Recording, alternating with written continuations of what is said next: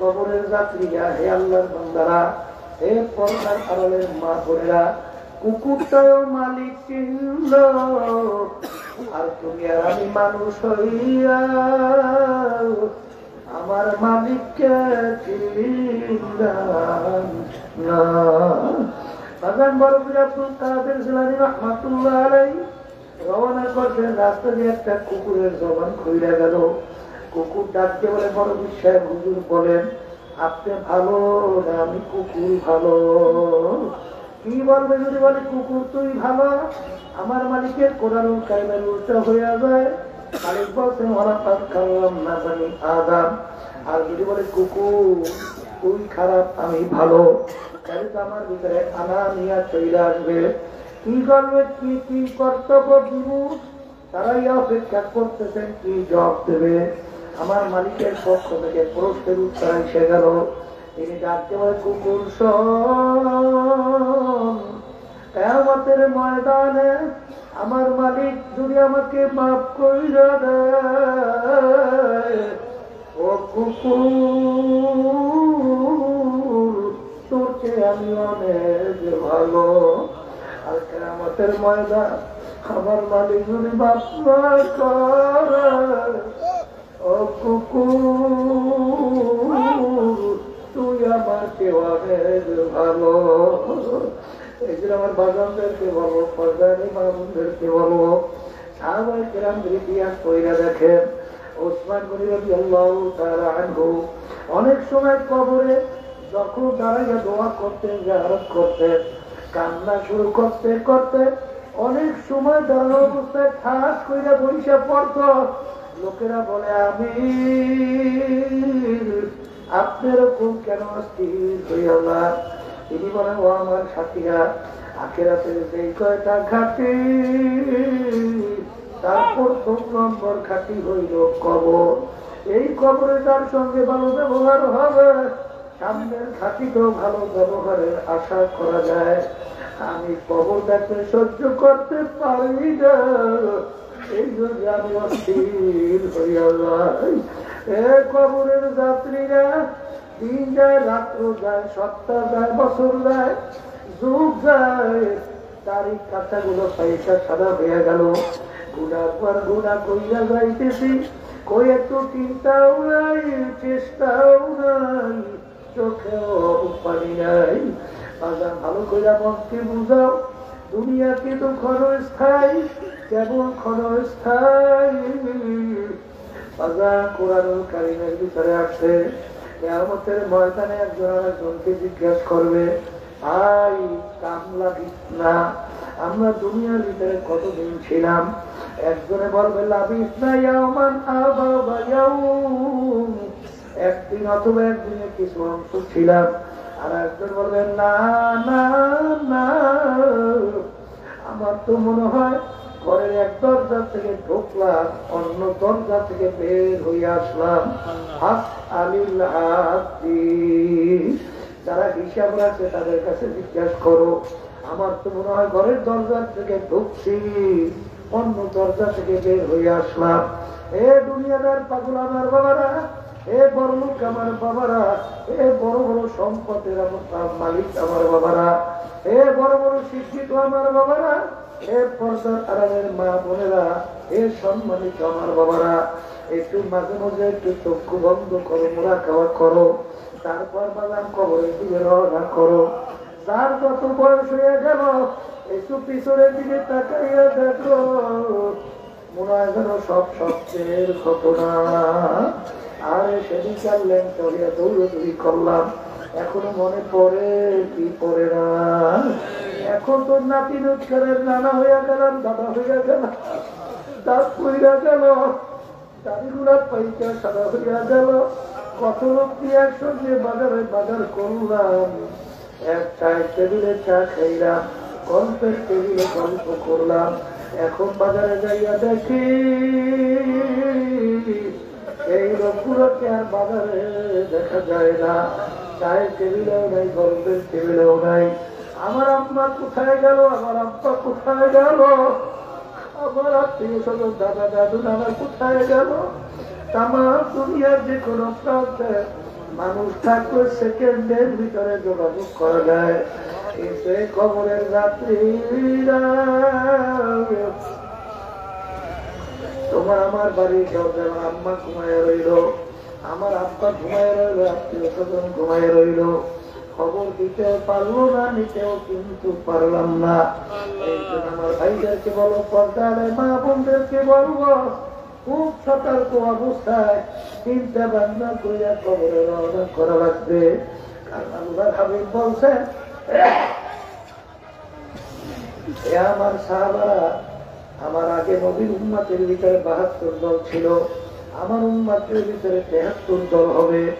এর ভিতরে 72 দল ধ্বংসপ্রাপ্ত হইয়া জাহান্নামে চলে যাবে, একটা দল শুধু নাজাত পাইয়া জান্নাতে যাবে। সাহাবায়ে কেরাম বলেন, আল্লাহর রাসূল কোন দল জান্নাতে যাবে?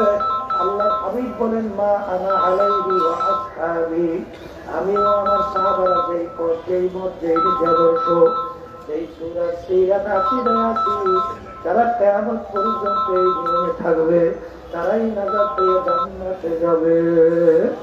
ওমা খালাকুতুল জিন্না ওয়াল ইনসা ইল্লা লিয়াবুদুন। সাদাকাল্লাহুল আলিয়্যুল আযীম। সবাই দুরূদ শরীফ পড়ে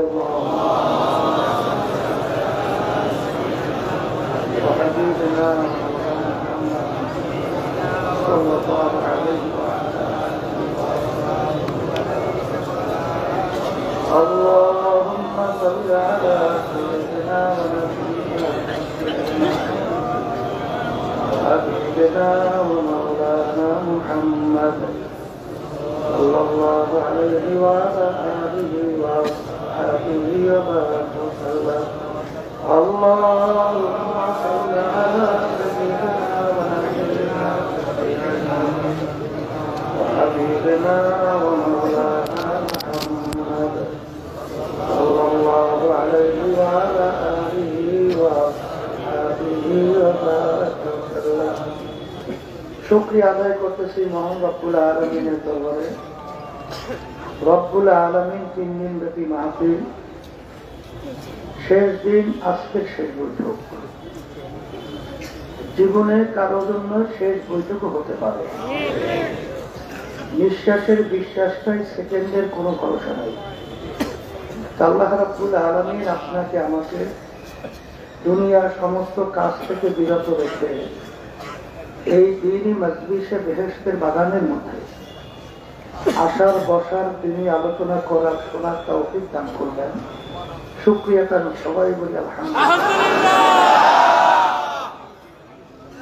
মাহফিলের উদ্দেশ্য, লক্ষ্য কি? আল্লাহ রাব্বুল আলামিন তার রাসূলকে বলতেছেন, হে আমার রাসূল, আপনি বলে দেন, কুল ইন্না সালাতি ওয়া নুসুকি ওয়া মাহইয়ায়া ওয়া মামাতি লিল্লাহি রাব্বিল আলামিন।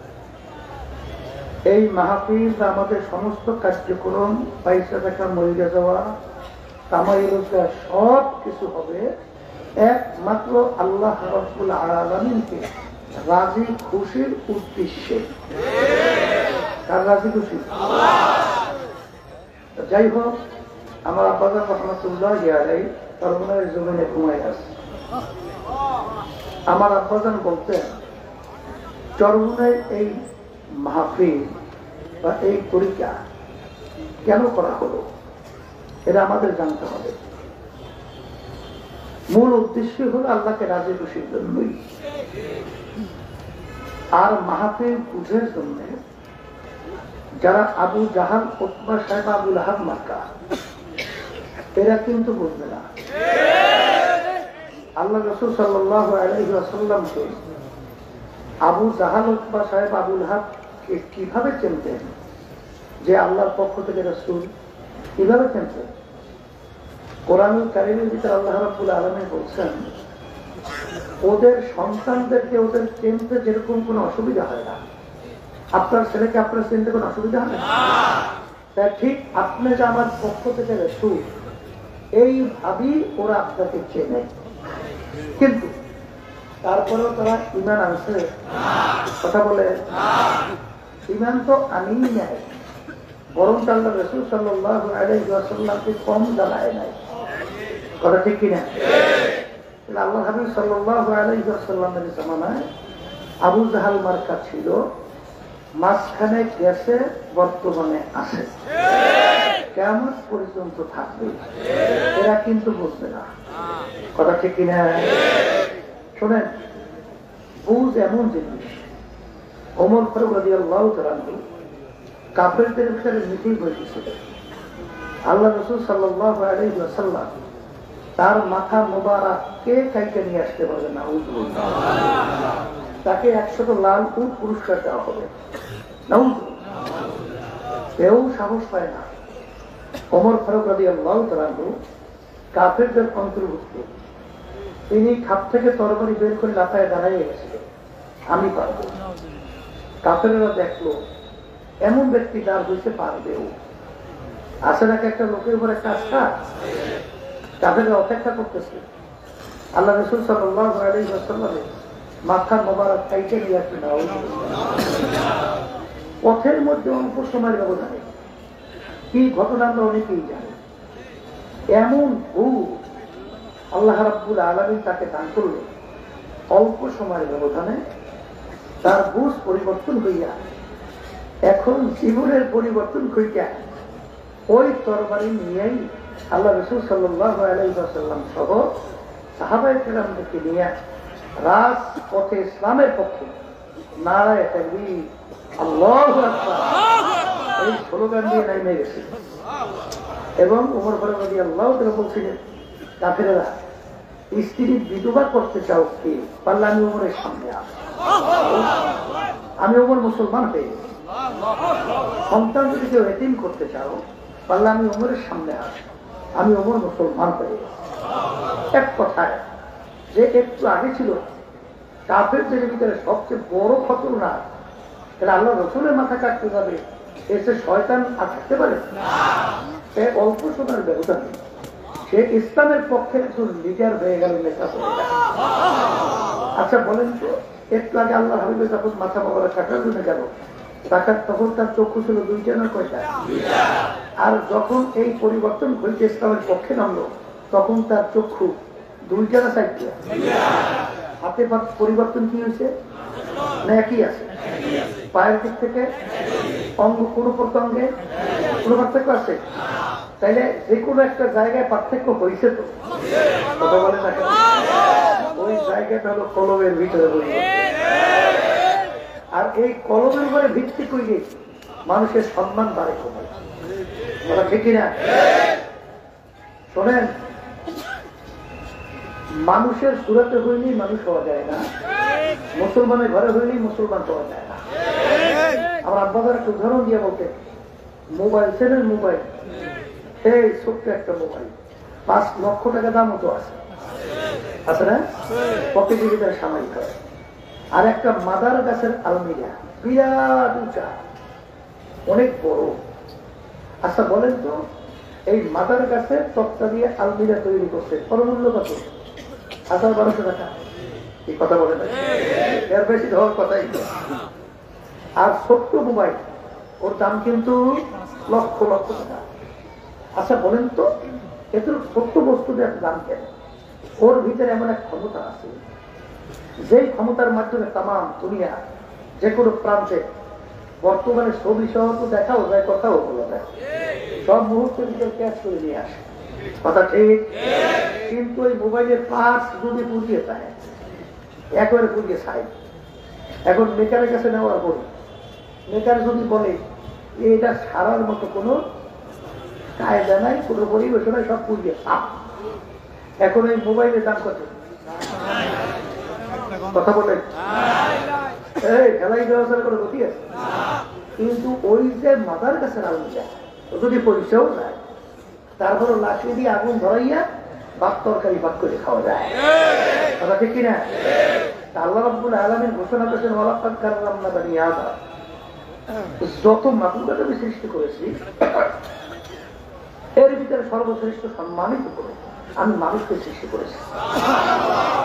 আলহামদুলিল্লাহ। আমরা যারা মানুষ বলেন সৃষ্টির সেরা, খুশি না বেজা অবারিত কথা, ঠিক না? কিন্তু ওই কোরআন কারীমের ভিতরে আল্লাহ রাব্বুল আলামিন বলেন এক শ্রেণীর মানুষ এরকম আছে যেই মানুষগুলো উলাইকা কাল আনআম, আল্লাহ বলতেছেন চতুষ্পয় জানোয়ারের মতো। এরপরে আল্লাহ বলতেছেন বালহুম আদাল, তার চেয়েও খারাপ। এরপরে আল্লাহ বলতেছেন শাররুল বারিয়া, কুত্তা শিয়াল শুয়োরের চেয়েও খারাপ। কে বলছে? আচ্ছা বলে কে বলছে? এখন আমার বাজানদেরকে বলি, যেই মানুষটাকে বলছে কুত্তা শিয়াল শুয়োরের চেয়েও খারাপ, আর যাকে বলছে ফেরেশতা হিসেবে সম্মানিত, এই মানুষের ভিতরে অঙ্গ প্রত্যঙ্গ, চোখের দিক থেকে, পায়ের দিক থেকে, হাতের দিক থেকে, অন্য অন্য পার্শ্বের দিক থেকে পার্থক্য কি? বলেন, মুখে কথা বলেন, আছে? এই আল্লাহর বান্দারা, সমাজের ভিতরে এক শ্রেণী মানুষ, তাদের আচার আচরণ ব্যবহার এত ভালো, মানুষ খুশি হইয়া সন্তুষ্ট হইয়া ওর ব্যাপারে মন্তব্য করে লোকটার চরিত্র ফেরেশতার মতো। কি আছে না? আবার এক শ্রেণীর মানুষ, ওর আচার আচরণ ব্যবহার এত খারাপ, মানুষ ঘৃণা সহ শব্দ ব্যবহার করে, ওই ওর একটা কুত্তার চেয়েও খারাপ। এই পাশে বস, আমার যে মেধাবী মেধাবী ছেলেগুলো, বাংলাদেশের ভবিষ্যৎ প্রজন্ম, এই ছেলেগুলো ন্যায় দাবি আদায়ের কথা যখন রাস্তায় নামছিল, তখন ঠান্ডা মাথায় পশুর মতো গুলি করে এই ছেলেদেরকে রাস্তায় ফেলাই আছে। আমাদের এই দেশে হাজার হাজার লক্ষ লক্ষ কোটি টাকা পাচার করে বিদেশে পাচার করলো, বেগম পাড়া তৈরি করলো। আচ্ছা বলেন তো, এই মানুষটা সম্পর্কে আপনি কি বলবেন? না, ফেরেশতার চেয়েও সম্মানিত। কি করবে? কুত্তার চেয়েও খারাপ। বলছেন কুত্তার চেয়ে খারাপ, আর তাকে বলছেন ফেরেশতার মতো। এই দুই মানুষের ভিতরে এই চোখের দিকে পার্থক্য, হাতে অন্য অঙ্গ প্রত্যঙ্গ, তাই পার্থক্য নিশ্চয়ই এক জায়গায় নাই। এইটা বোঝার জন্য, বোঝাবার জন্য এই মাহফিলের ব্যবস্থা। আল্লাহ রাসূল সাল্লাল্লাহু আলাইহি ওয়াসাল্লাম বলে, আলা ওয়া ইন্না ফিল জাসাদি মুদগাহ ইযা সালুহা সালুহাল জাসাদু কুল্লুহু ওয়া ইযা ফাসাদাত ফাসাদাল জাসাদু কুল্লুহু আলা ওয়া হিয়াল কলব। আল্লাহ রাসূল সাল্লাল্লাহু আলাইহি ওয়াসাল্লাম বলেন, প্রত্যেকটা মানুষের মধ্যে আল্লাহ রাব্বুল আলামিন একটা স্পেশাল গোশতের টুকরা দান করছে। এই কিসের টুকরা? আল্লাহ রাসূল সাল্লাল্লাহু আলাইহি ওয়াসাল্লাম বলেন, ওই যে মোবাইলের পার্স, যেই পার্সের কারণে মোবাইলের মূল্য, ঠিক ওই পার্সের কারণেই মানুষ সম্মান। ওই পার্স যখন ভালো হয়, আল্লাহ রাসূল বলেন ফেরেশতার চেয়েও সম্মানিত। আর ওই পার্স, ওই প্রত্যেক টুকরা নামক ফলক যখন খারাপ হয়, ওই মানুষটা কুত্তা শিয়াল শুয়োরের চেয়েও খারাপ। কথা ঠিক? এখন আমার ভাইদেরকে বলবো, পর্দালে মা বোনদেরকে বলবো, এখানে সমস্ত কাজকর্ম বাড়ি ঘরে সব ফালাই যায়, ব্যবসা বাণিজ্য সব রাইখা পাগলের মতো ছুটি আসছেন না? একটা উদ্দেশ্য লক্ষ্য নাই? কি উদ্দেশ্য? আল্লাহকে রাজি খুশি করবে, এই দুনিয়ার অস্থায়ী জিন্দিগি থাকা অবস্থায় আখিরাতের স্থায়ী জিন্দিগি কামাই করবে। আল্লাহ যে চিরস্থায়ী শান্তির জায়গা বেহেশত তৈরি করছে, বেহেশতে যাবে, আর অশান্তির জায়গা জাহান্নাম থেকে বাঁচবে। এই উদ্দেশ্য এইটা তো না, অন্য কোনো কিছু আছে? এইটা যদি থাকে, বেহেশতে যাইতে চান? চান তো? আল্লাহ কবুল করে। বেহেশতে যাওয়ার জন্য শর্ত আছে। কি আছে? আল্লাহ রাব্বুল আলামিন কোরআনুল কারীমের ভিতরে বলে, ইল্লা মান আতাল্লাহা বিকলবিন সালিম। ওই যে গোশতের টুকরা নামক কলব, আল্লাহ বলতেছে সত্য পরিচ্ছন্ন ভালো কলব ছাড়া আমার পবিত্র জায়গা বেহেশতের মধ্যে হবে না। আমি বলছি না, আল্লাহ বলে। তাহলে ওই গোশতের টুকরা নামক কলবকে ভালো করলেই আমাদেরকে দুনিয়া থেকে বিদায় নিয়ে কবরে যাওয়া লাগবে। আসতে কয় কথা ঠিক না ঠিক? আমি বলছিলাম ওই গোষ্ঠীর টুকরোর ভিত্তি করে মানুষের সম্মান বাড়ে কমেছে। কি ভুল বলছি না ঠিক বলছি? ভুল বলছি না ঠিক বলছি? বেলাল আবশারী রাদিয়াল্লাহু তাআলার নাম শুনছেন? আচ্ছা, তার ইতিহাস কি? তার আব্বা ছিল গোলাম, তিনিও গোলামের ছেলে, বংশের দিক থেকে একেবারে নিচু, হাফস বংশ, একেবারে কুৎসিত কালো, চেহারাও ডকপট নাই। দেখছেন না কালো মানুষ ডকপট আছে, তাহলে চেহারাও সুন্দর, বংশ কি ছোট, আবার শিক্ষার দিক থেকে বকালো। গোলামের ছেলে গোলাম, শিখবে কোথায়? তাহলে শিক্ষাও নেই, পয়সার দিক থেকে নিচ্ছ তাও নাই, তাহলে নাই বংশ, নাই চেহারা, নাই শিক্ষা, নাই পয়সা, ওদিকে আবার জবানটাও তোপলা। দুনিয়া চলাচল তার গুণ আছে কি? কিছু আছে, কিন্তু তার সম্মান হ্যাঁ আল্লাহ রাসূল সাল্লাল্লাহু আলাইহি ওয়াসাল্লাম সবে নিয়ে যেতে গেলে বেহেশতের ভিতরে খরমে দেওয়া। কিসের খরমে দেওয়া? জিবরাইল সাল্লাল্লাহু আলাইহি ওয়াসাল্লাম বলে, আল্লাহ রাসূল আপনার বিলালের খরমের আওয়াজ। আল্লাহু আকবার। আল্লাহ রাসূল সাল্লাল্লাহু আলাইহি ওয়াসাল্লাম সর্বপ্রথম বেহেশতে ঢোকা ছাড়া কেউ যেতে পারবে না। আল্লাহ রাসূল সাল্লাল্লাহু আলাইহি ওয়াসাল্লাম যে বাহনের উপরে থেকে বেহেশতে ঢুকবে, সেই বাহনের রশিটা কার? বলেন বেলাল হাবশী রাদিয়াল্লাহু তাআলা আনহু। কি বলেন? এই ওমর ফারুক রাদিয়াল্লাহু তাআলা অর্ধেক দুনিয়া রাজত্ব করছিলেন, বাংলাদেশের মধ্যে প্রায় 200 দেশের রাজা। তিনি যখন তার এই লোকজন নিয়ে অনুসারী নিয়ে যখন বৈঠক করতেছিলেন, ওই সময় যে বেলাল রাদিয়াল্লাহু তাআলা অনেক সময় ঢুকতেন, তখন তিনি সম্মান সূচক শব্দ ব্যবহার করতেন, সাইয়েদানা বেলাল, আমাদের সরদার বেলাল আসছে। আল্লাহু আকবার। আল্লাহর বান্দা, দুনিয়াতে সম্মান চাও, আখিরাতে যদি সম্মান চাও। এই কালকে মারের করছিলাম চিটাগাং, সেখানে ঘুমাই আছে আমানুর শাহ রহমাতুল্লাহি আলাইহি। ইতিহাস কি? জজের সাপরাশি, জজের সাপরাশি, জজ এজলাসে বিচার করতো, আর জজের মাথায় আগে এরকম টাইমে টাইমে বাতাস করতো, তাদেরকে বলা হয় সাপরাশি। কি বোঝেন? আচ্ছা বলে তো, যেই জজ এজলাসে বসে বিচার করছে, ওই জজের কোনো বার্তা আছে? কোন আলোচনা আছে? কোন খবর আছে?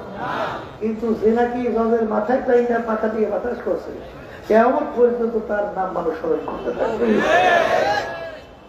কথা বলছেন? যাইয়ে দেখেন পটুয়াখালী জেলা মির্জাগঞ্জ থানা, ইয়ারউদ্দিন সাহেব রহমাতুল্লাহি আলাইহি নদীর পাশে ঘুমিয়ে গেছে। আমি হয়তো অবস্থাখানি হইনি বা কম বেশি স্পিড বোর্ডে যাইতেছি, হঠাৎ দেখি স্পিড বোর্ডে থামাই গেছে বোর্ডটা। তাকাইয়ে দেখি ইয়ারউদ্দিন সাহেব রহমাতুল্লাহি আলাইহি তার কবর। যত লঞ্চ স্টিমার ওখান থেকে যায়, ওখানে টবের করে থামাইয়ে তাকে সম্মান দেখাইয়া তারপর সামনে যায়। মরিয়াও বাসাই করতে আসে। ব্রিটিশের এক পর্যটক ছিল বাংলাদেশে, যখন রওনা করে যাইতেছে, সাংবাদিক জিজ্ঞেস করে বাংলাদেশে এসে কি দেখলেন, কি দেখলে? বলে একটা আশ্চর্য জিনিস দেখছে। কি আশ্চর্য? বলে মানুষ মরিয়াও যে বাদশাহী করে, তাই সে দেখলাম বাংলাদেশে। বলে দেখাবো সিলেটে ঘুমাই আছেন শাহজালাল রাহমাতুল্লাহি আলাইহি। দেখবেন লক্ষ লক্ষ মানুষ তার কবরের পাশে যাই জিয়ারত করে সালাম দেয়। সুবহানাল্লাহ। আমি ঢুকছি, লোকজন মনে হয় যেন ওইতে এরকম কাকুতি বিরতি দিয়া আসতেই কবরের পাশে যাই সালাম দেয়, মরিও বাসাই করতে। আর ওদিকে যাইয়ে দেখে হাইকোর্টের মাজার বাংলাদেশ, যাদের হুঙ্কার মনে বাংলাদেশ ধর করে থাকতো, যাইয়ে দেখেন যে একজন দিনদার আল্লাহ ওয়ালা মানুষ কবরে বসে সালাম দেয়, বরং বলে কি শয়তান নাম মরেছে ভালো। যাইয়ে দেখেন কুত্তো আর পাতি সিনকার পায়খানা বস্তার থেকে বুঝে কথা ঠিক। সম্মান এইটা নির্ভর করে কি উপরে? আবার বলে কলমের উপরে লিখতে বুঝে কথা ঠিক। এখন কলম ভালো খারাপ ঠিকই হয়। আমি ওদিকে আলোচনা করতেছিলাম, দেখে তো আইসে গেছে কইলেই ফেলে। শোনেন, কলমের উল্লেখ করে 10টা রোগ, কয়টা রোগ? এই রোগগুলো তখন কলব থেকে দূর হবে, কলবটা ভালো, আর এগুলো যখন থাকবে কলবটা খারাপ। এর ভিতরে বড় লোকটার নামলে টাকা। এই বাংলা অর্থ বলে আমি বড়, আমি ভালো। বলে আমি পীরের দিক থেকে বড়, আমি ক্ষমতার দিক থেকে বড়, আমি সম্মানের দিক থেকে বড়, আমি শিক্ষার দিক থেকে বড়, আমি সম্পদ টাকা পয়সার দিক থেকে বড়, আমি পদের দিক থেকে বড়। এই বড় বড় যার ভিতরে এক জাররা পরিমাণ টাকা পুরি থাকবে, আল্লাহ রাসূল সাল্লাল্লাহু আলাইহি ওয়াসাল্লাম বলে সে বেহেশতের ঘেরানো পাবে না। বেহেশতের ঘেরানো পাবে না। আমি বলিনি, আল্লাহ নবী সাল্লাল্লাহু আলাইহি ওয়াসাল্লাম বলতে শুনেন। বেহেশতের ঘেরান হাদিসের মধ্যে আসছে, 500 বছর রাস্তা দূর থেকে পাওয়া যাবে। তাহলে যার ভিতরে টাকা পুরি থাকবে জাররা পরিমাণ, সে 500 বছর রাস্তা বেহেশতের কাছেও যেতে পারবে না। আল্লাহ বলে এটা সহ্যই করে না। কথা ঠিক যাবে কি? আল কেবরু রেদাই, তাকাব্বুরে মালিকের খাস, তার খাস গুণ, এটা মালিক সহ্যই করে না। এই একটা কথা বোঝার জন্য ঘটনা, বড় বাঘ রয়্যাল বেঙ্গল টাইগার নাম শুনছেন? শুনছেন না? মাইজা বাঘের নাম শুনছেন? চিকে বাঘ, তাও তো নাম শুনছেন। আপনাদের চিকে বাঘ নাই? আসো মাইজা বাঘ, এই বড় বাঘ, মাইজা বাঘ আর পাতি সিংহা, তিনটে একাত্রিত হইয়া ওরা শিকার করতে গেছে। কি করতে? এগুলা কিন্তু শিক্ষার জন্য, কত ঘটনা শত বাস্তবতা দরকার নাই, এগুলো শিক্ষার জন্য মুরব্বীরা বিভিন্ন কাজে শিক্ষা। এই শিকার করতে যাই, শিকার তিনটেই হয়েছে। কয়টা? দাদা, হরিণ, খরগোশ। কয়টা? এর ভিতরে মজার গোশ কোনটা? এখন বড় বাঘ বলতে আছে শিখে বাঘকে বন্টন কর। একসঙ্গে তো শিখে শিখে করলো না, বন্টন করা লাগবে না, বাঘ কর। আচ্ছা, এখন গোশের ভিতরে মজার গোশ হলো, এখন শিখে বাঘ চিন্তা করো, আমার বাঘে হরিণটা রাখা লাগবে। এখন কি কৌশল শিখে বের করা লাগবে? এখন কৌশল একটা বের করছে, মহারাজ শরীর অনুযায়ী বন্টন। ধরে আসবেন না, মহারাজ আপনার শরীরও বড়, দাদাটাও বড়, ওই যে আমাদের বাকি, আর আমার শরীর মেজো, শরীরটাও মেজো, ওইটা আমার বাকি, আর খরগোশটাও ছোট, পাতি সিংহাও কি ওটা ওর বাকি। এই বন্ধনে বাঘ খুব খুশি না? আসতে পারে খুশি মেজাজ গরম, বোঝে পায়ের রক্ত মাথায়, আর বাঘ বলে রাগ হইলে মাটির ভিতরে কামড় দিয়ে বলে ও বলে ডাক দেয়, মাটি বলে শব্দ করে কাঁপতে থাকে। এত বড় করে ও ঠান্ডাতে কিন্তু রাগ, ওই যে চিড়িয়াখানা মানি দুই সময় রাগ করলে ওই এগিয়ে বেড়ে ভালাইতে চাই, ওই যে কি কি আছে সেই ঠিক সব। আচ্ছা রাগের ক্ষোভে, ওরে ক্ষোভে তুই হরিণের গোশ খাবি, তা খাওয়াবো। উঠাইয়া এমন ভাবে থাবা মারছে, খাবার চোরে টিকে আমাদের চোখ বেরিয়ে গেছে, এখন করে কাঁপে। এরপর বলতে আসছে পাতি সিরিয়ালকে বন্টন কর। পাতি সিরিয়াল চিন্তা করছে, এক থাবায় আর চোখ বেরিয়ে গেছে, কেউ ধরে আসবে না, আগেই বসে। যদি আমি বন্টনে দেখাইতে করি আমার রুহুল শেষ, তো বন্টন করে, মহারাজ আপনার জন্য ভোরের নাস্তা হইল খরগোশ।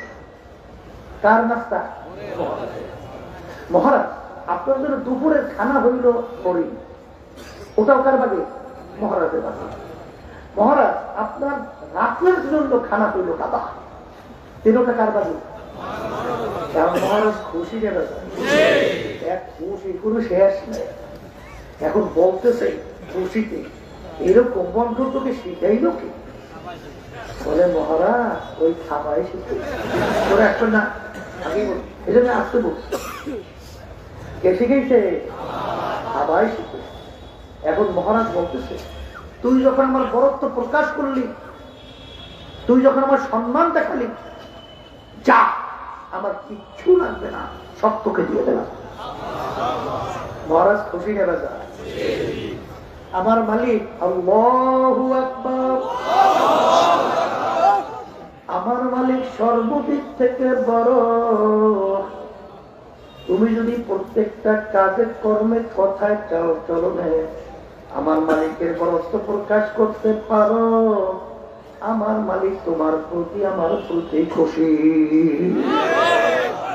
আর যখন আমার মালিকের গুণ নিয়ে তুমি টানাটানি করবে, এমন ভাবে থাবা মারবে, এক থাবায় তোমাকে নিয়ে একেবারে জাহান্নামের ভিতরে ফালাইয়া দিবে। আল্লাহর বান্দারা কবরে যাবে। ইবলিসের নাম শুনছে? শুনছেন? ইবলিস শোনেন না? যেটা একটা গ্রুপ, ওরা নামাজ টামাজ করে না। ওরা বলে নাপাক ইবলিস, জমিনে কোনো জায়গা নাই যেখানে সেজদা দেয় নাই। তাহলে নাপাক, সেজদা দেওয়ার পর জায়গা নাপাক, সেজদা দেবো কোন জায়গায়? ওরে বদমাইশের কথা। আসল তো নামাজ পড়বে না, আল্লাহ রুকু করে চলবে না, এমন একটা বের করছে, বুঝলেন তাই? এ খবি এই যে কথা বলো, ইবলিস যখন সেজদা দিয়েছে তখন ইবলিস কি মানুষ ছিল? তখন নাপাক ছিল? তখন তো ও আল্লাহর নৈকট্যেরই ছিল। কথা বলা ঠিক না ঠিক? তারপরে শোনে আল্লাহ রাসূল সাল্লাল্লাহু আলাইহি ওয়াসাল্লাম আসার পরে শুধু হামারা ইয়ে জমিন রাহমাতাল লিল আলামিন, আল্লাহ নবী সাল্লাল্লাহু আলাইহি ওয়াসাল্লামের বরকতে তামাম দুনিয়ার সমস্ত জমিনকে আল্লাহ রাব্বুল আলামিন পবিত্র ঘোষণা করছে। কথা ঠিক না ঠিক? আচ্ছা, ওরা নামাজ নাই, রোজা নাই। এই ইবলিস শোনে হাজার হাজার বছর ইবাদত করছে না? আচ্ছা, মুআল্লিমুল মালায়েকা উপাধি কায়দায় চলে গেছে না?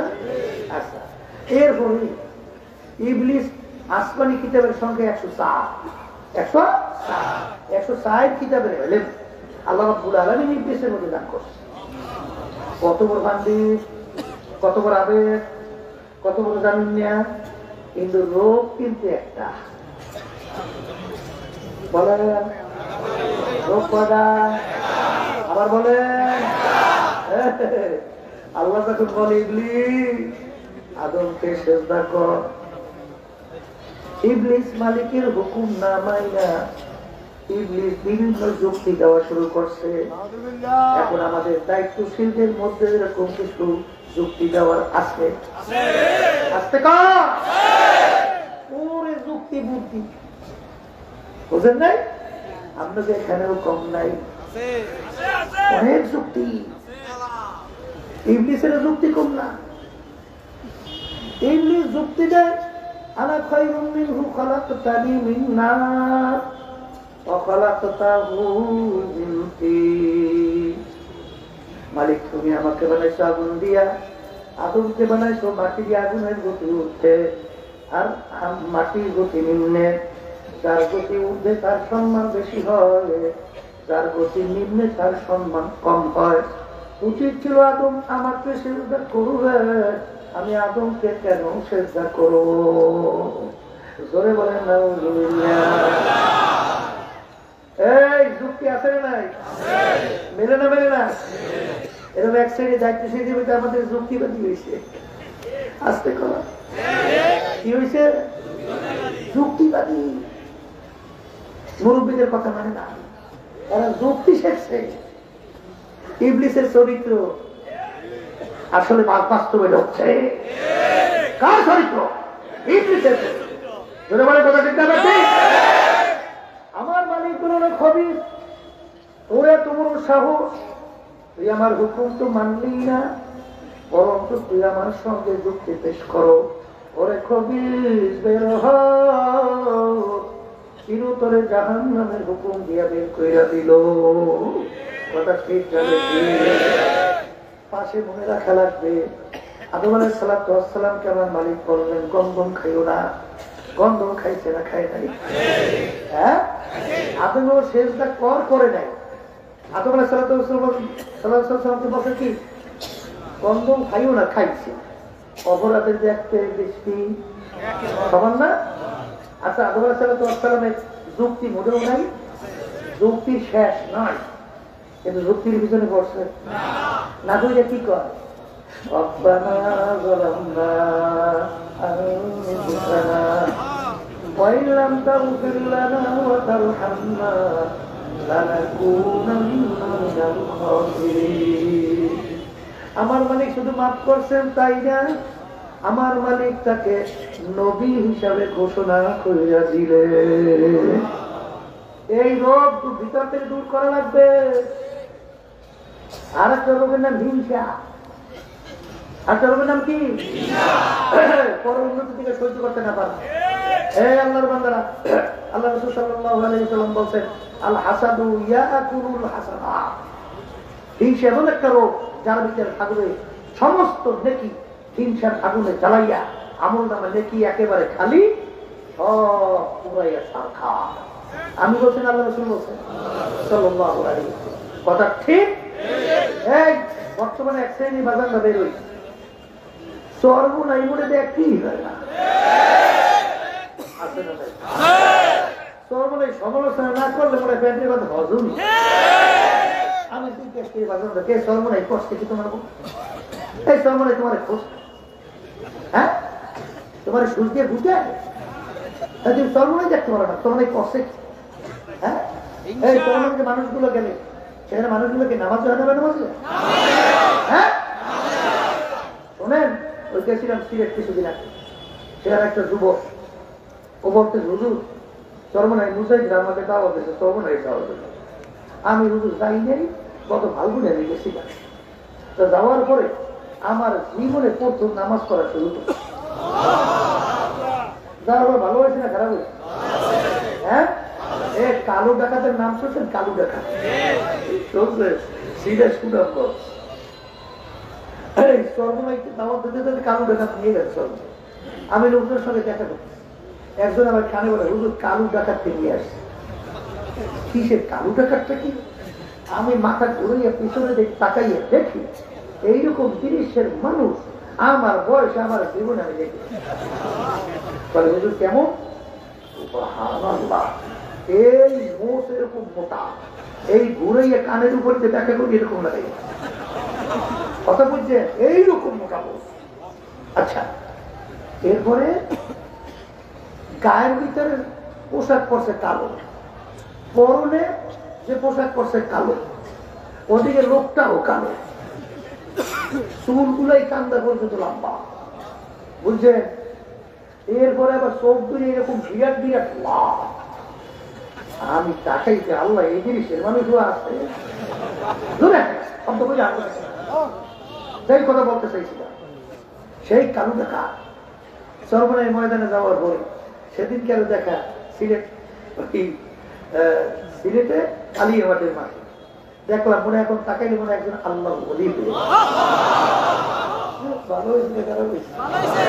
আর আসতে আপনাদের এলাকার 2 জন তো নাই, আপনাদের এলাকাও আছে, খারাপ হয়ে গেছে না?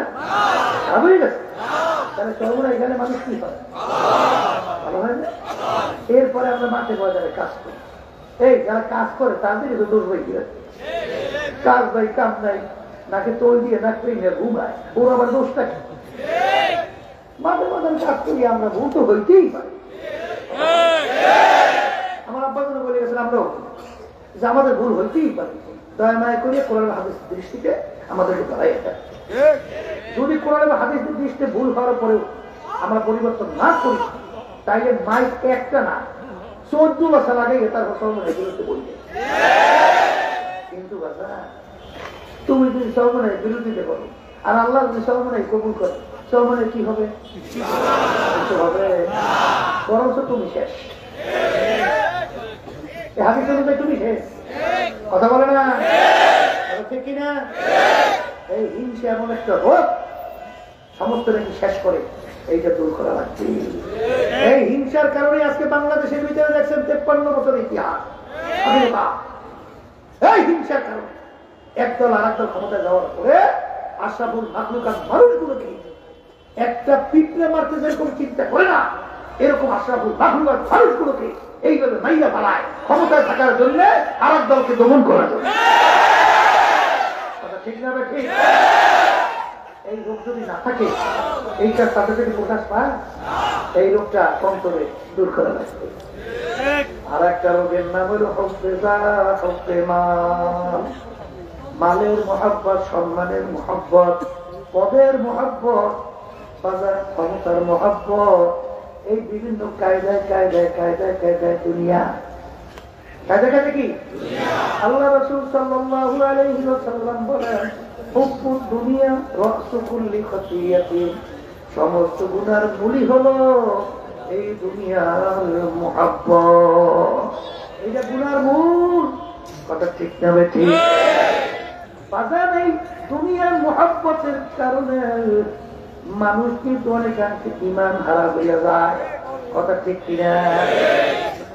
দুনিয়ার কুল্লি খতিয়াতিন, কিয়ামতের ময়দানে আমার মালিক যেদিন অন্য কোন ছায়া থাকবে না, একমাত্র আল্লাহ স্পেশাল আরশের ছায়া ছাড়া কোন ছায়া থাকবে না। সেদিন 7 প্রকার লোককে আমার মালিক গায়িকা দায়িত্ব তার স্পেশাল আরশের ছায়া দান করবে।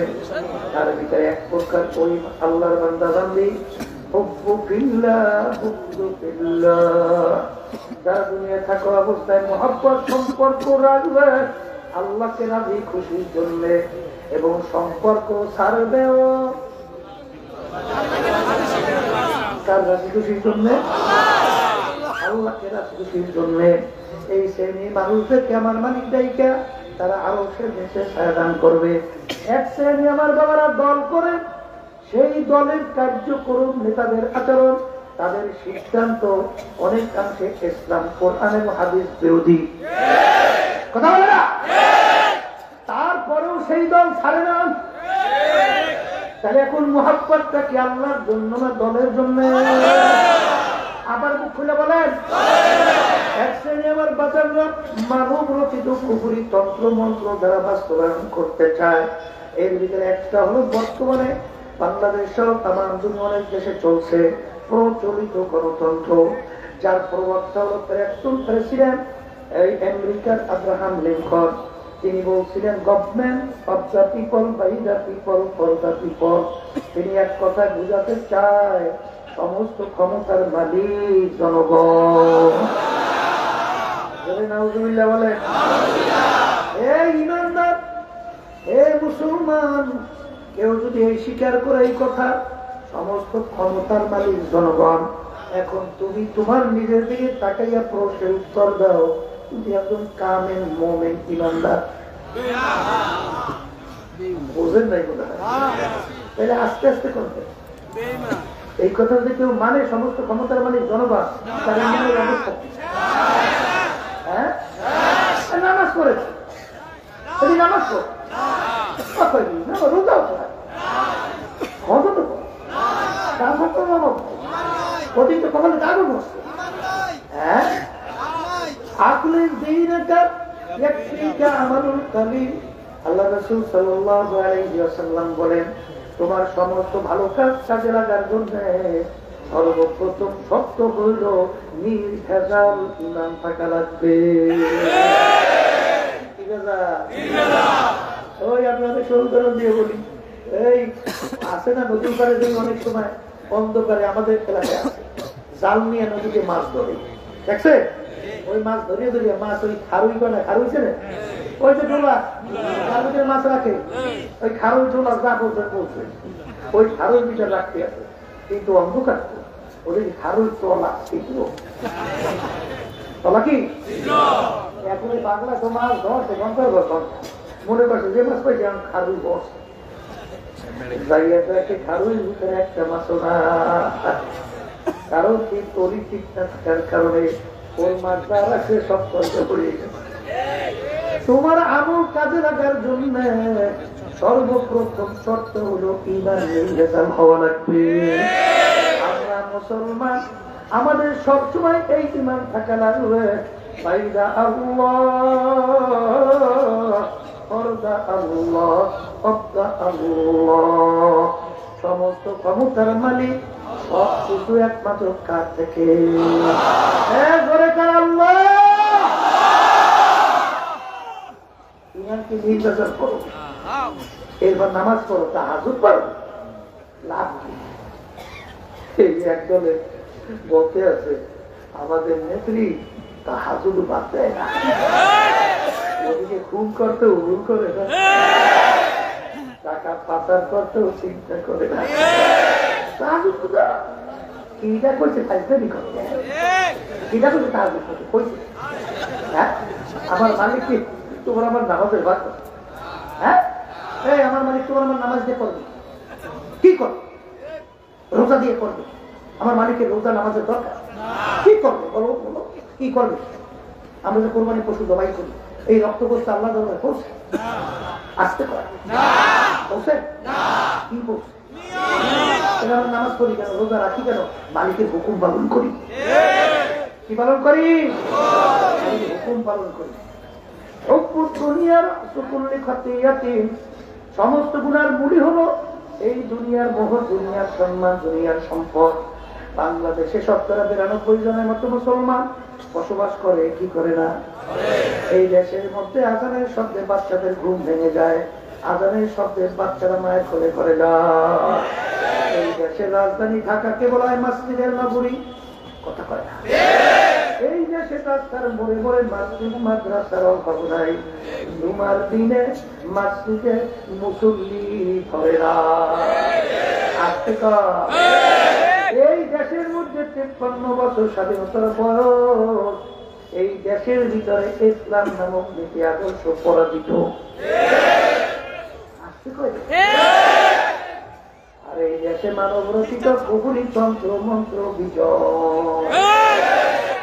এই বাঙালিরা আল্লাহর কাছে কোনো জবাব তো দেওয়া লাগবে না। আসতে কর।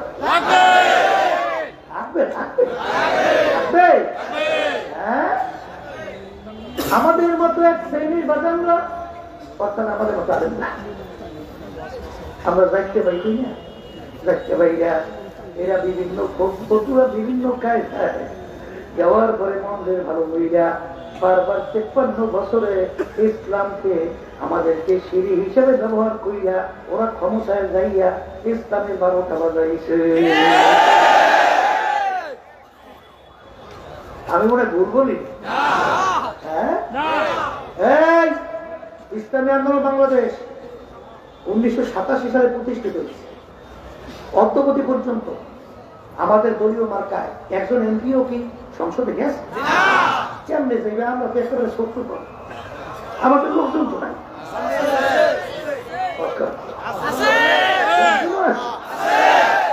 আল্লাহ কিন্তু অনেক বরকত দিয়েছে। ইসলামী আন্দোলন বাংলাদেশ এখন আল্লাহ রহমতে সারা বাংলাদেশে ৩০০ আসনে প্রার্থী দেওয়ার মতো যোগ্যতা আল্লাহ দান করেছে। ইসলামী আন্দোলন বাংলাদেশ যখন দেশের বিরুদ্ধে, যখন ইসলামের বিরুদ্ধে কোনো ষড়যন্ত্র তৈরি করা হয়, রাজপথে যখন আওয়াজ তোলে, ওদের কলিজা অল্প হইলেও কাঁপতে পারতে হয়। হ্যাঁ, তাহলে একেবারে ছোট দল তো না। আমরা কি ক্ষমতা বুঝি না? এর ২, ৪, ৫, ১০টা এমপি আমাদের জন্য আল্লাহর মতো আপনাদের তো ওয়ান টু ব্যাপার না। এই যে ২৪-৭ জানুয়ারি আমাদেরকে আওয়ামী লীগ কি অফার বিষয়টা আমি জানি, কথা বলে আপনারা করবেন। এই বিরোধীরা কিন্তু বাঙালির চিন্তাও কিন্তু করছি, কথা বলবেন তাই। কিন্তু ইসলামী আন্দোলন বাংলাদেশ আমরা চাই, আমরা আর সিঁড়ি হিসেবে ব্যবহার হইতে চাই না, আমরা পরগাছা হইতে চাই না। ইসলাম বট বৃক্ষের মতো একটা অবস্থান তৈরি করিয়া মাথা উঁচু করে বাংলার জমিনে তার হইতে চাই। ভুল করছি দেখো, একেবারে ভুল করিয়া আমার অনেক সময় পেপার অনেক সময় ঠিক করি, এখন একটা তো জামানা তো বাজে। এখন ওরা তো আমাদের এদিকে, আমরা তো মিষ্টি মিষ্টি খাই, আমরা মিষ্টি মিষ্টি দিই। কারণ কি? ওরা তো আমাদের উদ্দেশ্যই বুঝে না। নিচের দুইটি এমপি মন্ত্রী তো ইসলামী আন্দোলন বাংলাদেশ রাজনীতি করে না, ইবাদতের জন্য রাজনীতি করি। এই জন্যই তো ছাত্ররা যখন জুলাই আগস্টে যখন নেয় এই দাবি নিয়ে মাঠে নামছিল, তখন বাংলাদেশের যে একটা রাজনৈতিক দল তাদের ব্যানারে প্রকাশ্যে এই ন্যায়ের পক্ষে অন্যায় প্রতিবাদে রাজপথে নাম ছিল, সেই দলটার নাম হলো ইসলামী আন্দোলন।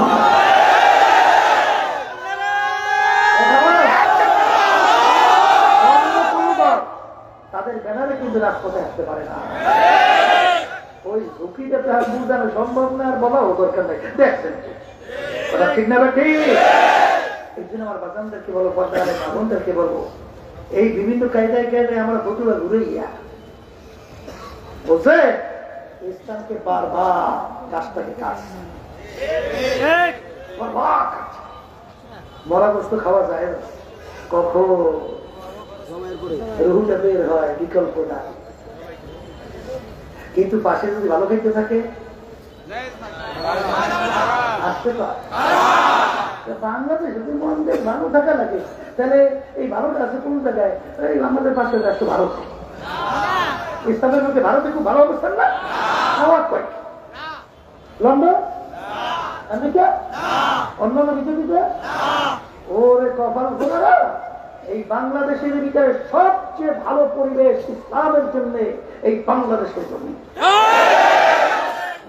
কথা ঠিক না? ঠিক। দেখেন মুসলমান যখন নাকি জন্মগ্রহণ করে, ওর কানের ভিতরে আজান দেয়, ডান কানে আজান, বাম কানে কামা। দেশের কলিজার ভিতরে আল্লাহর নাম ঢুকাই, ও ঘুরে ঘুরে আল্লাহর নামই বলতে থাকে। খ্রিস্টান, ইহুদি, বিজাতিরা বহু চেষ্টা করছে মুসলমানদেরকে বেইমান বানানোর জন্য, কিন্তু ঘুরে ঘুরে দেয় আবার জায়গায় মতো ওরা কইতেছে আল্লাহ, এমন সহ্যই করতে পারে। কথা ঠিক না? ঠিক। এই জন্য পলিসি করছে মুসলমান সন্তান যেন এই জন্মগ্রহণ করিয়া মাসের কানে আজান আর একামত না পেতে পারে। এই জন্য বিভিন্ন এই হসপিটাল বিভিন্ন কায়দা করছে না, বুঝলে? এই এখন আবার সকালে ফজরের পরে শিক্ষা প্রতিষ্ঠান চালু করছে, দেখেন নাই? কারণ আগে মুরব্বীরা কি করতো, আর এই নোয়াখালী অঞ্চল, ফেনী, আলেমে তো টিপবো আল্লাহ রহমতে এই সমস্ত এই অঞ্চল থেকেই তো দিনের দেওয়ার সর্বত বাংলাদেশ সবাই। কথা ঠিক না? এখানে যে বাচ্চারা কোরআনকে শিখতে না পারে, কারণ মুরব্বীর উঠছেই ভোরে ফজর ভোরে বাচ্চাদের উঠে এই যা যা বক্তব্য যা, মনে আছে? মনে আছে? এই বাচ্চাগুলো এই বক্তব্য আগে কোরআনকে সে সেই কথা। বর্তমানে ওরাও ভোরে চালু করছে ফজরের পর, যেন এই বাচ্চারা কোরআনকে শিখতে না পারে। দুটো আপনারা আমি চিন্তা করি, ওরা কিন্তু মোটেও ভুল করে না। তোমার আমার ভুল হইতে পারে, অবশ্যই ভুল হয় না। কথা ঠিক না? এই জন্য আমার বাগানদেরকে বলবো, পর্দারে মা বোনদেরকে বলবো, দুনিয়ার সকলের খতিয়াতির সমস্ত গুণের মূল হলো দুনিয়ার মোহ। আল্লাহর বান্দারা এই অন্তরের রোগ দূর করা লাগবে, আর এরকম অনেক রোগগুলা দূর করা লাগবে। এই দূর করা রোগগুলা দূর করার জন্য হাদিসের ভিতরে অনেক কৌশল আল্লাহ নবী বলছেন। মৌতের মুরাকাবা বেশি বেশি করা লাগবে, কোরআনুল কারীম তেলাওয়াত বেশি বেশি করা লাগবে, আল্লাহর জিকির বেশি বেশি করা লাগবে। এই ঔষধ পালন করবেন না, রোগ ভালো হয় কেন? হয় হয়। আমার বাজানদেরকে বলবো, পর্দারে মামুনদেরকে বলবো, এই রোগগুলো কলব থেকে দূর করা লাগবে না? লাগবে না? আসতে লাগবে কি লাগবে না? আসলে তারা চেষ্টা করছে কামিয়াব হয়ে দুনিয়া থেকে বিদায় নিয়ে চলে গেছে। আর আমি বিশ্বাস স্লোগান না দিলে এখন আমাদের সম্মান দেখানো হয় না। কপাল পোড়া সম্মান দিয়ে করবি কথা হয়। হ্যাঁ, হাকিমুল উম্মাত আশরাফুল হামিদুর রহমাতুল্লাহি আলাইহি তিনি একদিন বয়ান করতে করতে বলতেছেন, ওরে মানুষ, আমি একটা কুকুর এসে খারাপ হয়ে গেছে। ওমর ফারুক রাদিয়াল্লাহু তাআলা বলতেছেন, রাস্তার ভিতরে ভেজা কুকুর নাড়া হাতের মধ্যে উঠাইয়া তুই চোখের পানি ছেড়ে কান্দে আর বলে, ভেজা কুকুর নাড়া তুই আমার সেবা কর,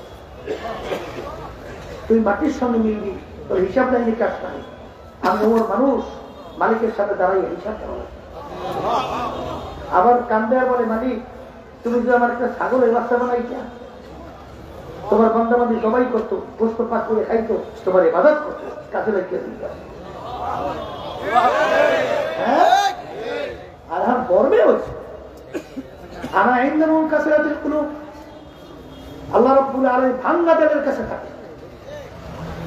হাকিমুল উম্মাত আশরাফুল হামিদুর রহমাতুল্লাহি আলাইহি বলেন যে আমি মনে হয় একটা কুকুরের সঙ্গে খারাপ হয়ে গেছি। বলে হুজুর তা কিভাবে? বলে আমরা অনেকে বাড়িতে কুকুর পালি, কুকুরকে আমরা কোনো ভালো জিনিসের ভাগ দেই না, আমরা গোস্ত খেয়ে হাড্ডি বাহিরে ফেলাই, মাছ খাইয়ে কাটা বাহিরে ফেলাই, হাড্ডি কাটা খাইয়ে কুকুর তার জীবনকে বাঁচায়। কিন্তু রাত্রে মালিক ঘুমায়, কুকুর কিন্তু ঘুমায় না। কুকুর সারা রাত্র মালিকের বাড়ি পাহারা দেয়, মালিকের যেন কোনো ক্ষতি না হয়। ভোরবেলা দেখবেন কুকুরের চক্ষু লাল হয়ে গেছে। ওই সময় যদি কুকুরকে মালিক মারে, উচিত ছিল কুকুর মালিককে কামড় দেওয়া। ওরে ওরে নেমো খারাপ, আমি তোর কোনো ভালো জিনিসের ভাগ নেই নাই, তুই হাড্ডি কাটা বাহিরে ফেলাইলি, আমি খাই আমার জীবনকে বাঁচাইলাম, তুই সারা রাত্র নাচটাই না ঘুমাও, আমি কুকুর কিন্তু ঘুমাই নাই। কারণ তোর যেন কোনো ক্ষতি না হয়।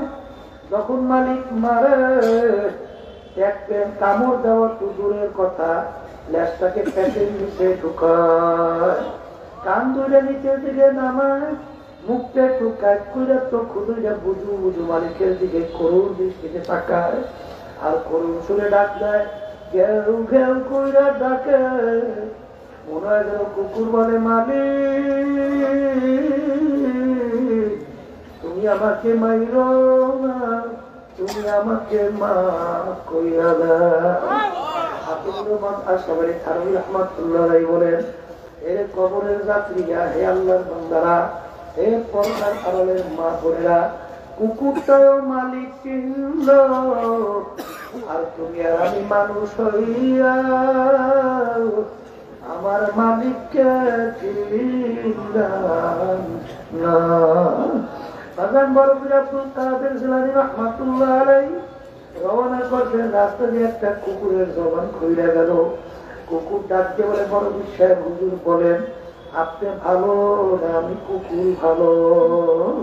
কি বলবে যদি বলে কুকুর তুই ভালো? আমার মালিকের কোরআনুল কারিমের উল্টা হইয়া যায়। মালিক বলছেন ওয়ালাকাদ কাররামনা বানি আদম। আর যদি বলে কুকুর তুই খারাপ আমি ভালো, তাহলে তো আমার ভিতরে আনানিয়া চলে আসবে।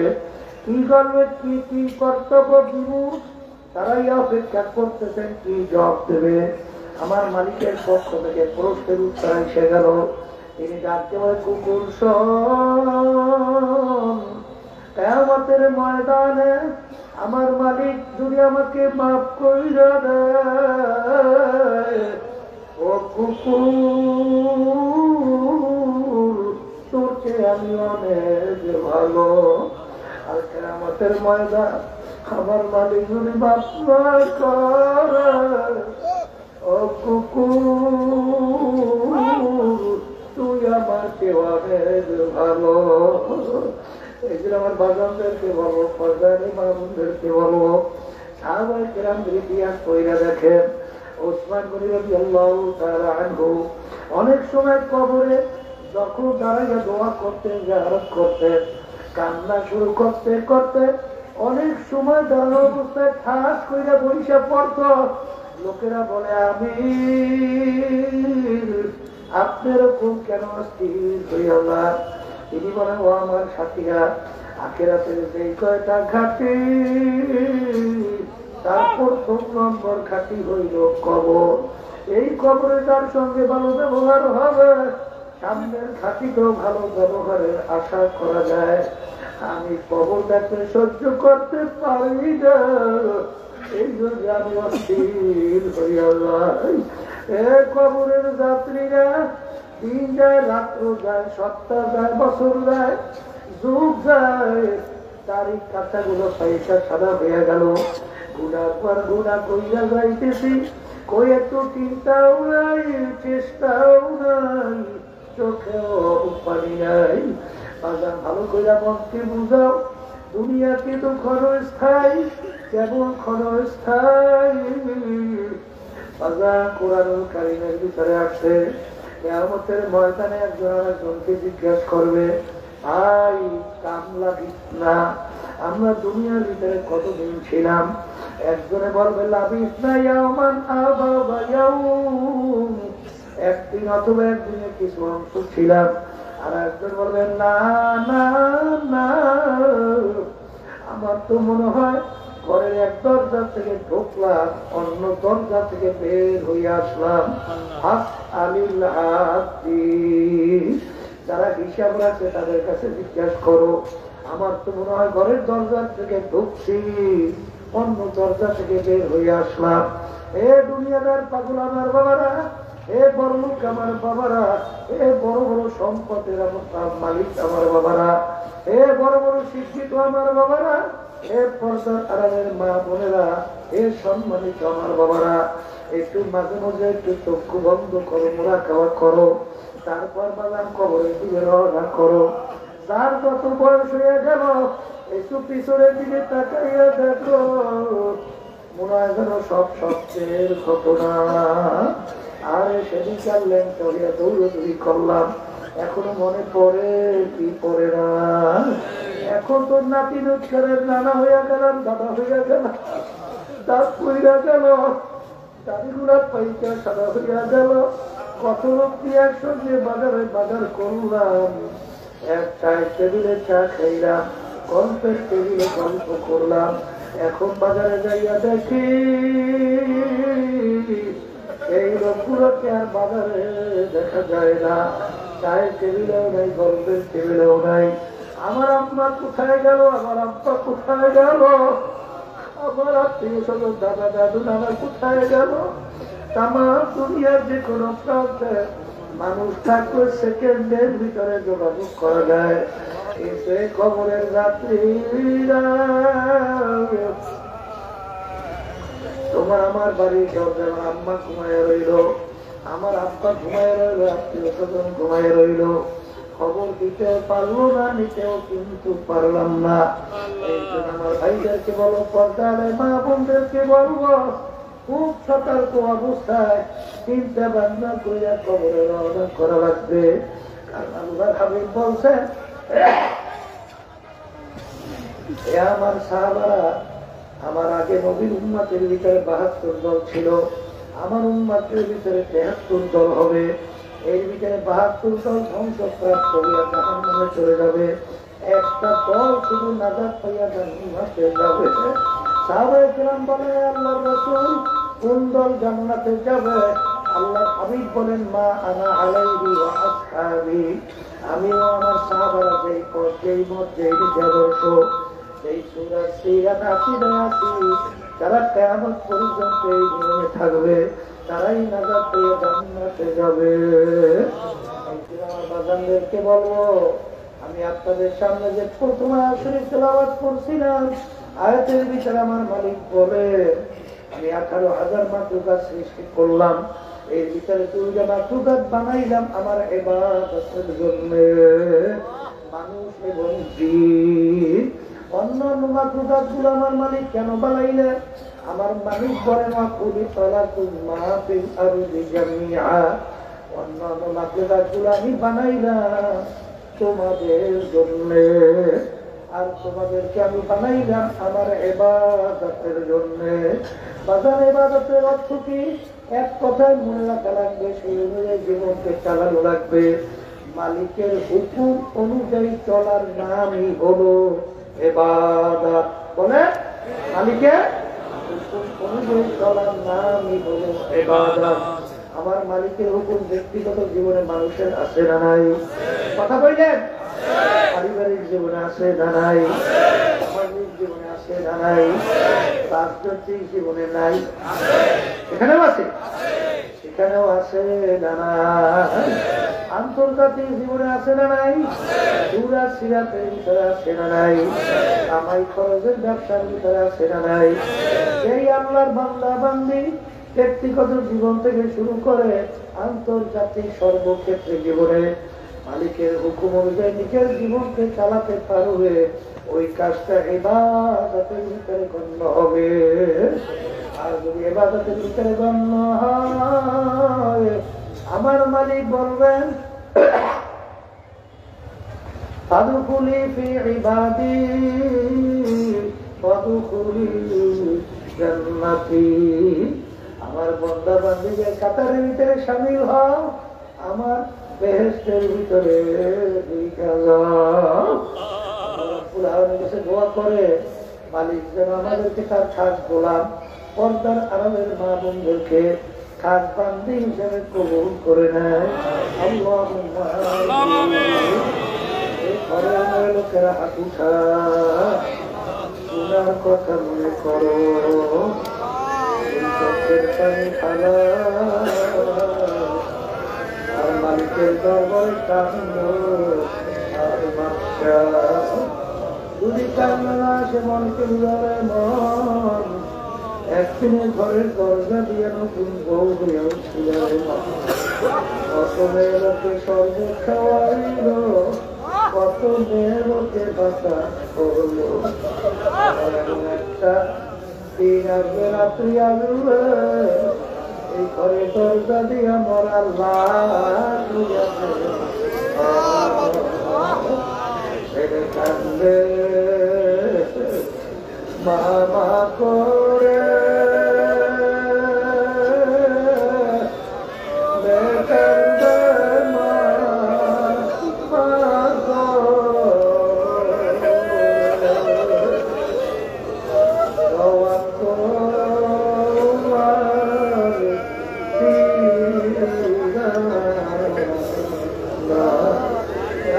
কান্দে মাঠের দিকে চাইয়া দেখা আপনার বন্ধারা কিভাবে কামবে, মালিক আমাদের ছেলেও মরে না করে বলছি করে দেন মাওলা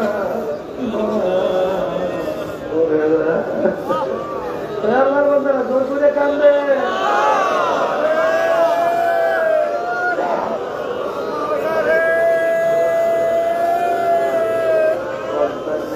চোখে পানি আসে, চোখের ভিতরে পানি আসে, তোমার আমার গুণার কারণে চোখের পানি ছাড়া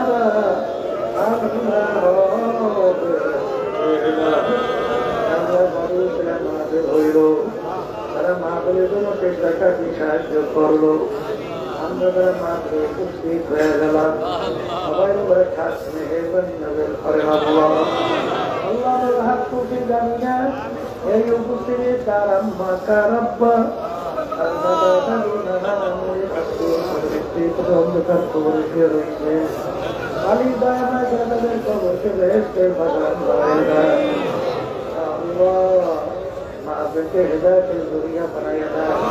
সুবহান রাব্বিকা রাব্বিল ইজ্জাতি আম্মা ইয়াসিফুন ওয়া সালামুন আলাল মুরসালিন والحمد لله رب العالمين।